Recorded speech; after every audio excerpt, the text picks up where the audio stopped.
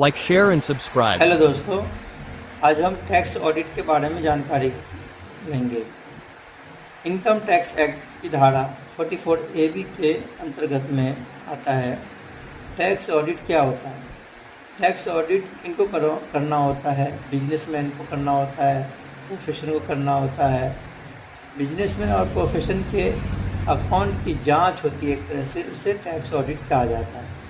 Income tax law के अनुसार books का वेरिफिकेशन किया जाता है। जो भी आप लेन देन करते हैं बैंक में, कैश में, गुड्स, सबकी जांच होती है। कैसे?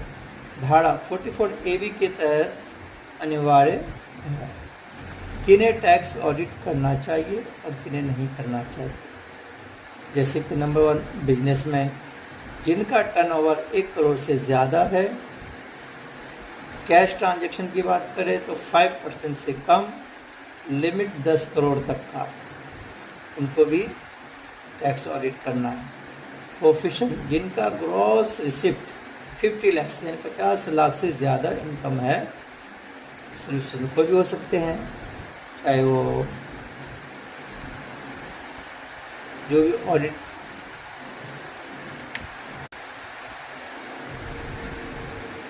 एडवोकेट हो गए, सीए हो गए, जो भी सर्विसेज के काम देते हैं वो सारे सर्विसमैन हुए। प्रेजेंटिव स्कीम में कम प्रॉफिट और इनकम स्लैब के लिमिट से ऊपर उन सबको ऑडिट करना होता है।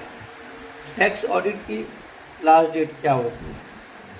मान लीजिए असेसमेंट ईयर अभी 2024 और 2025 और 26 का फाइलिंग हो रहा है। 30 सितंबर 2025 तक लास्ट डेट है। लास्ट ईयर का फाइनेंशियल ईयर की बात की जाए 2024-25 और असेसमेंट ईयर 2025-26 का 30 सितंबर 2025। अभी अगस्त चल रहा है, नेक्स्ट मंथ 30 तारीख की लास्ट डेट है। ये आप किन से करवा सकते हैं?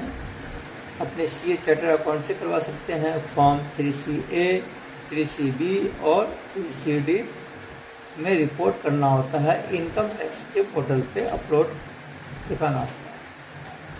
पेनाल्टी की बात करते हैं।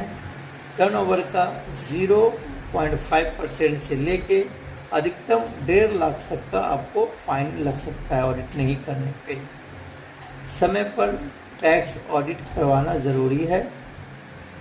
सुझाव मेरी तरफ से ये है आपको कि समय पर अपने सीए से संपर्क करें, बुक्स व अकाउंट्स की सही जानकारी दें, टैक्स प्लानिंग के अनुसार प्रोफेशन का मदद लें